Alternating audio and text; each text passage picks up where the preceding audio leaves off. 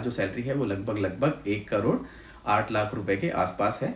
और जो उनकी जो फिनिशिंग जो सैलरी है, जो उनकी लास्ट सैलरी है, जिसके बाद मतलब 5 साल के बाद उनका एक्सपीरियंस हो जाता है, उसके बाद जो उनकी सैलरी जो नॉर्मल स्टेबल रहती है वो है 1 करोड़ 9 लाख के आसपास। तो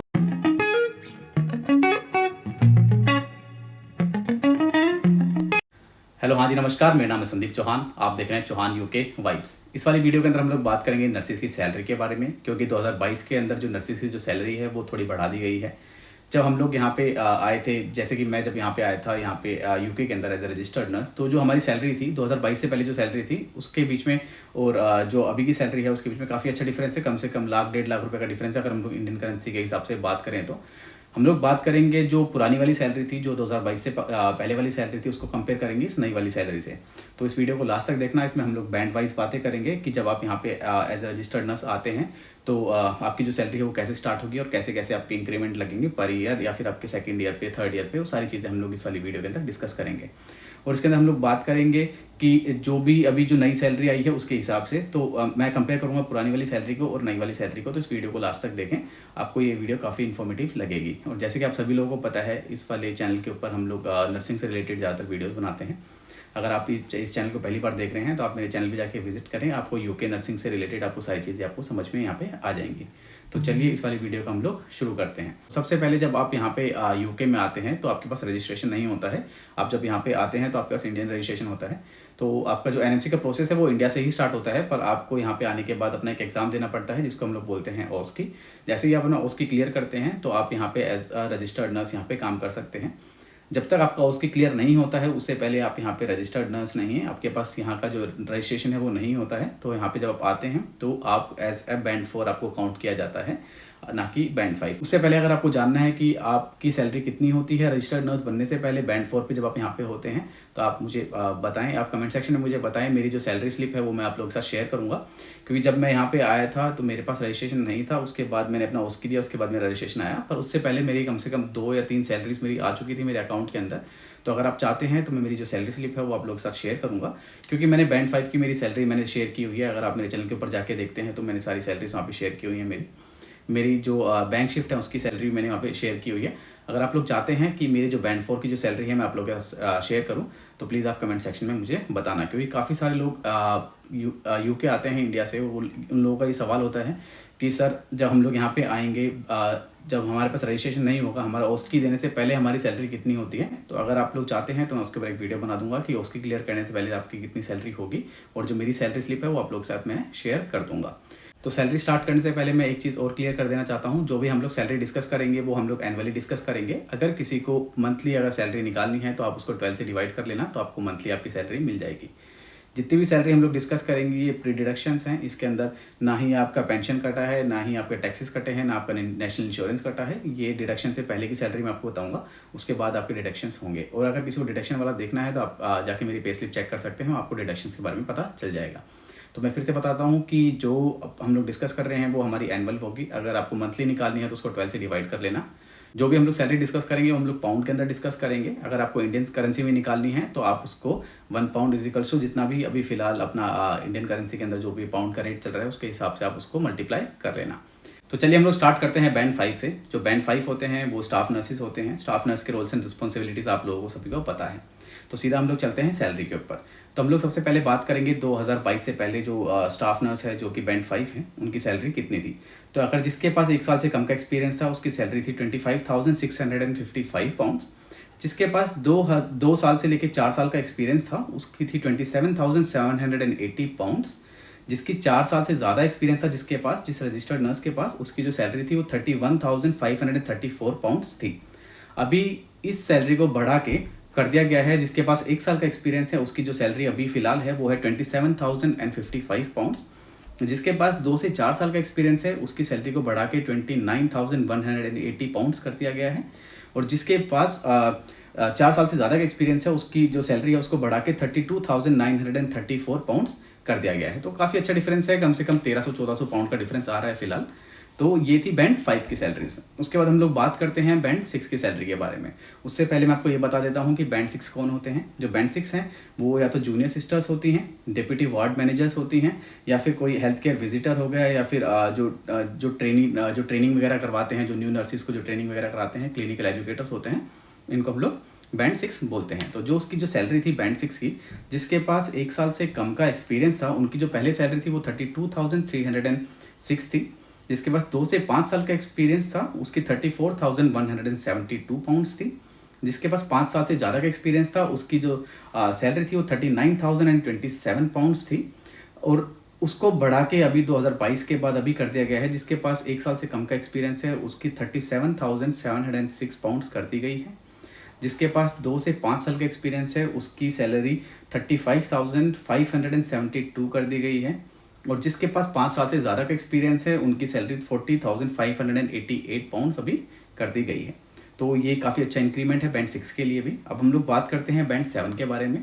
तो जो बैंड 7 होते हैं वो आपके वार्ड मैनेजर्स होते हैं, जो कि हमारे इंडिया के अंदर हम लोग देखते हैं, जो इंचार्जेस होते हैं, उनके बारे में मैं बात कर रहा हूँ इसके अंदर। जो इंडिया के अंदर जैसे एज ए इंचार्ज होते हैं, वैसे ही यहाँ पे जो मैनेजर्स होते हैं उनकी सैलरी हम लोग डिस्कस करेंगे, जो कि बैंड 7 के ऊपर होते हैं। काफ़ी सारी स्पेशलिटी नर्सिस भी जो होती हैं वो भी बैंड 7 के ऊपर होती हैं। उसके बाद जो एडवांस नर्सिंग प्रैक्टिशनर्स होते हैं वो भी बैंड 7 के ऊपर होते हैं। तो ये कुछ लोग थे जो कि बैंड 7 के ऊपर होते हैं। उनकी जो सैलरी स्टार्ट होती है, जिसके पास 1 साल से कम का एक्सपीरियंस था, वो उनकी जो सैलरी स्टार्ट थी वो 40,057 पाउंड से स्टार्ट हुई थी। जिसके बाद 2 से 5 साल का जो एक्सपीरियंस था, उसके बाद उनकी जो सैलरी थी वो 42,121 पाउंड्स थी। जिसके पास 5 साल से ज़्यादा का एक्सपीरियंस था, उनकी सैलरी 45,837 पाउंड्स थी। अभी 2022 के बाद उसको बढ़ा के जिसके पास 1 साल से कम का एक्सपीरियंस है, उसकी 41,659 पाउंड्स कर दी गई है। जिनके पास 2 से लेके 5 साल का एक्सपीरियंस था, उनकी सैलरी 43,806 पाउंड्स कर दी गई है। और जिसके पास 5 साल से ज़्यादा का एक्सपीरियंस है एज ए बैंड 7, तो उनकी जो सैलरी है वो 47,672 पाउंड्स कर दी गई है। इसके अंदर एक छोटा सा पॉइंट और ऐड करना चाहता हूँ मैं, कि आपका ये जो एक्सपीरियंस मैं आपको बता रहा हूँ, जैसे कि अगर आप एज ए बैंड 5 काम करते हैं, आपने एज ए बैंड 5 अगर आपने 1 साल काम किया है, 2 साल काम किया है, फिर आपका दूसरे साल पे आपका इंक्रीमेंट लगता है। आपने फिर एज ए बैंड 5 आपने जब 2 साल वहाँ पे कंप्लीट कर लिए हैं, फिर आपने तीसरा और चौथा साल काम किया है, उसके बाद आपका दोबारा से इंक्रीमेंट लगेगा। अगर आप बीच में अगर बैंड 6 बन जाते हैं, या फिर अगर आप 4 साल के बाद बैंड 6 बन जाते हैं, या 5 साल के बाद बैंड 6 बन जाते हैं, जो आपकी जो सैलरी स्टार्ट होगी वो आपकी बैंड 6 का जो लोअर लेवल है, जो कि मैंने आपको बताया 33,706 से ही स्टार्ट होगी। जो आपका बैंड 5 का जो एक्सपीरियंस है वो काउंट नहीं होगा, आप बैंड 6 के फ्रेशर ही रहेंगे।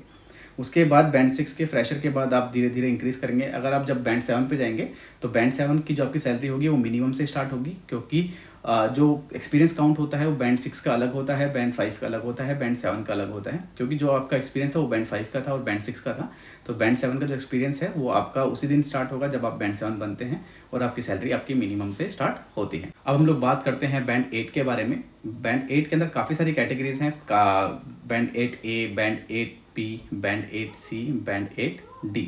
जो बैंड 8A होते हैं उनकी बैंड 8B से कम सैलरी होती है, B की C से कम होती है, और C की D से कम होती है। तो हम लोग सिस्टमेटिक वे से डिस्कस करते हैं। जो बैंड 8 और बैंड 9 के हम लोग बात करते हैं, तो इसके अंदर हम लोग बात करेंगे मिनिमम से मैक्सिमम सैलरी, ठीक है। तो जो बैंड 8A की जो सैलरी स्टार्ट होती थी पहले, तो 47,126 पाउंड से स्टार्ट होती थी और 53,219 पे जाके ख़त्म होती थी। और अभी 2022 के बाद जो बैंड 8A की जो सैलरी स्टार्टिंग है 48,526 से स्टार्ट होके 54,619 पे जाके ख़त्म होती है। अगर हम लोग बात करते हैं बैंड 8B के बारे में, तो बैंड 8B की जो सैलरी जो स्टार्टिंग थी वो 54,764 थी, और जो उनकी एंडिंग होती थी वो होती थी 63,862 पे। अभी 2022 के अपडेट के बाद जो उनकी सैलरी है बैंड 8B की, उनकी जो स्टार्टिंग है वो 56,164 से लेके जो उनकी एंडिंग है वो है 65,269 पाउंड्स, ठीक है। अब हम लोग बात करते हैं बैंड 8C के बारे में। जो 2022 अपडेट आने से पहले जो उनकी सैलरी थी वो 65,664 से स्टार्ट होती थी और 75,874 पाउंड्स पे जाके ख़त्म होती थी।